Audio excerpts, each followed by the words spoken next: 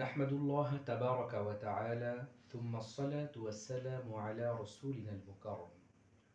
দূরে ও কাছে, দেশে কিংবা প্রবাসে যে যেখান থেকে আমাকে দেখছেন তাদের সকলকে আন্তরিক সালাম পেশ করছি। আসসালামু আলাইকুম রাহমাতুল্লাহি ওয়া বারাকাতুহু।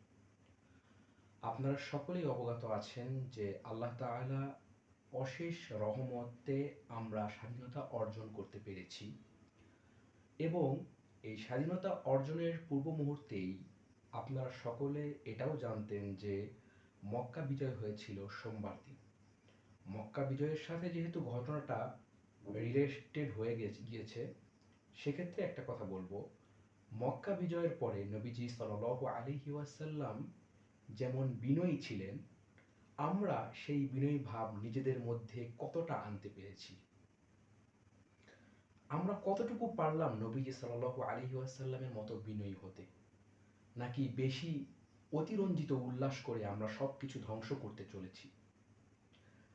আরও একটা ঘটনা বলবো এই মক্কা বিজয়কে কেন্দ্র করেই, সেটা হলো রাসূলুল্লাহ করিম সাল্লাল্লাহু আলাইহি ওয়াসাল্লামের প্রাণপ্রিয় চাচা হযরত হামজা ইবনে আব্দুল মুত্তালিব রাদিয়াল্লাহু আনহু এর হত্যাকারী ওয়াহশী যখন মক্কা বিজয়ে রাসূল করিম সাল্লাল্লাহু আলাইহি ওয়াসাল্লামের নিকট যে সারেন্ডার করেছিলেন, সেই সময় নবী করিম সাল্লাল্লাহু আলাইহি ওয়াসাল্লাম তাকে কিন্তু ক্ষমা করে দিয়েছিলেন। চিন্তা করতে পারেন যে নিজের প্রাণপ্রিয় চাচাকে এতটা নৃশংসভাবে যে হত্যা করলো, তার সাথে দয়াল নবী সাল্লাল্লাহু আলাইহি ওয়াসাল্লাম কত মহৎ আর উদার আচরণ করেছেন। সেম মক্কা বিজয়েরই কিন্তু কাহিনী সোমবার দিনে হয়েছে। আবার দেখুন মক্কা বিজয়েরই কাহিনীতেই নবীজি তাকে ক্ষমা করে দিয়েছে। আলহামদুলিল্লাহ, সোমবার দিনে আমরা বিজয় পেয়েছি। কিন্তু রাসূল করিম সাল্লাল্লাহু আলাইহি ওয়াসাল্লামের ক্ষমা আর উদারতার নীতি কতটুকু নিজের মধ্যে আনতে পারলাম।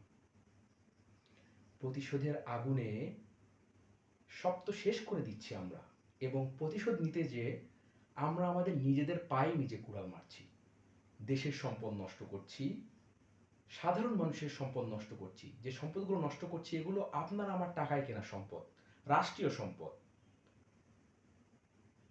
প্লিজ দয়া করে আপনারা অতিরঞ্জিত উল্লাস বা প্রতিশোধের আগুনে আগুনটা নিভাতে যে অন্যের উপর এমন কিছু করে বসবেন না যাতে তারা ক্ষতিগ্রস্ত হয়ে পড়ে। এবং এটা একটা খারাপ দিক হচ্ছে যে ক্ষতিগ্রস্ত যে সে ব্যক্তি শুধু হচ্ছে, বিষয়টা এমন না।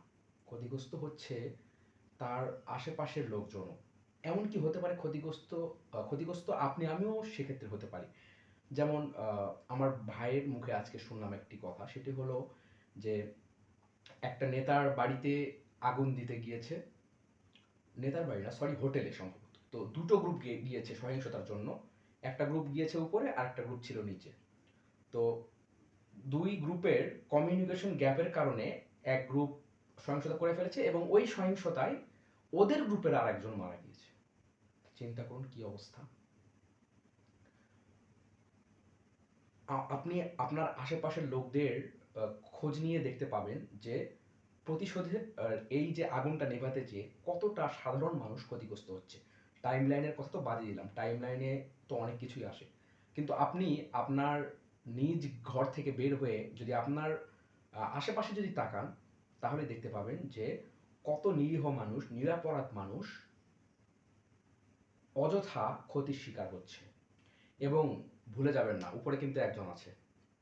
আপনি আক্রোশ আজকে একজনের উপর ঝাড়বেন, আপনি সেটা দুনিয়াতেই তার ফল পেয়ে যাবেন, কোনো টেনশন করবেন না। আপনাদেরকে অনুরোধ করছি, আলহামদুলিল্লাহ আমরা স্বাধীনতা অর্জন করতে পেরেছি, দয়া করে আমাদেরকে এবার শান্তিতে থাকতে দিন। আমার ভাইয়াকে আজকে আমি ফোন দিয়েছিলাম, গত দুদিন আগে উনি আমাকে একটা বিষয়ে, সিরিয়াস বিষয়ে টেক্সট করেছিলেন। তো সে সময় আমি সময় পাইনি, আজকে সে কথাটা বলার জন্য ভাইয়াকে ফোন দিয়েছি। ভাইয়া আমাকে যা বললো তা শুনে আমি পুরাই হতাশ। বলছে যে দেখো, আমি এই ব্যাপারে কথা বলার মতো মুডে নাই। আমি বললাম ভাইয়া কেন? উনি বললেন যে আগে আমাদের প্রবলেম ছিল একটা, সেটা হলো কি যে স্বৈরাচার ছিল, বাট এখন আমাদের প্রবলেম হয়েছে বহুমাত্রিক। কি বহুমাত্রিক? যে দেশে এখন কোনো আইন ব্যবস্থা নাই, মানে যে যেমন করে পাচ্ছে দেশের ক্ষতি করে যাচ্ছে, একে অন্যের উপর ক্রোধ মিটাচ্ছে, যার যার স্বার্থ সে লুটে নিচ্ছে, নাম্বার ওয়ান। দ্বিতীয়ত, রাষ্ট্রীয় সম্পদের যে ক্ষতি হলো, এই যে সরকারি অফিসগুলোতে যে আমরা আগুন দিচ্ছি, এই যে ইনফরমেশনগুলো সব পুড়ে যাচ্ছে, ইনফরমেশনগুলো কার বলেন তো? আপনার আমারই তো ইনফরমেশন। হয়রানিতে ভোগান্তিতে পড়বো কে? আপনি আমি তো পড়বো। আচ্ছা, তারপরে এই যে সহিংসতাগুলো হচ্ছে, সেগুলোর দায়গুলো কে নিবে? আমার এক রিলেটিভস ইন্ডিয়াতে থাকে, উনি ডক্টর। তো ওনার সাথে আমরা কথা বলার সময় পাই না, কারণ উনি খুবই বিজি মানুষ। তো আলহামদুলিল্লাহ বাংলাদেশে তেমন সংখ্যালঘুদের উপর নির্যাতনের কোনো ঘটনা আসেনি, আর যেটুকু হয়তোবা ছড়িয়েছে সেটুকু গুজবের কারণে হয়তোবা, বা খুবই মানে নেগলিজিবল, তেমন উল্লেখযোগ্য না।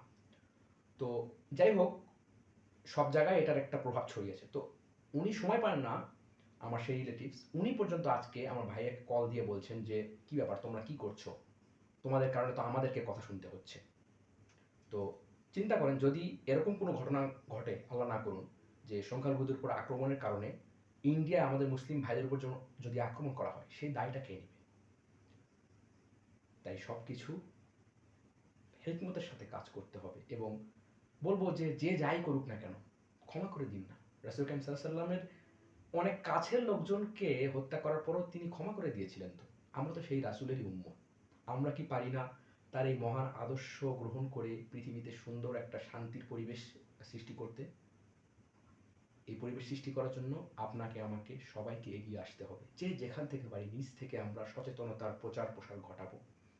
ফেসবুকে আমরা এসব ব্যাপারে শেয়ার করব অন্যের কাছে, অথবা আপনি অন্য যে কোনো মাধ্যমে হোক, আপনি সরাসরি কারোর সাথে সাক্ষাৎ করে হোক, বা আপনি যে কোনোভাবে এটা অন্যকে প্রচার করার মাধ্যমে হোক, আপনি আমি এখন এগিয়ে আসতে হবে। যেভাবে স্বৈরাচারের পতন ঘটানোর সময় সবাই আমরা এগিয়ে এসেছিলাম, তেমনিভাবে ঠিক এখনও আমাদের এই প্রিয় দেশটাকে রক্ষা করার জন্য আমাদের সবাইকে এগিয়ে আসতে হবে।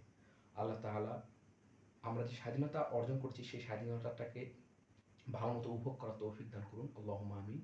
এবং দেশের সকল মানুষকে হেফাজত করুন, সকলে যেন আমরা ভালোভাবে এই দেশটাতে বাস করতে পারি, আল্লাহুম্মা আমিন।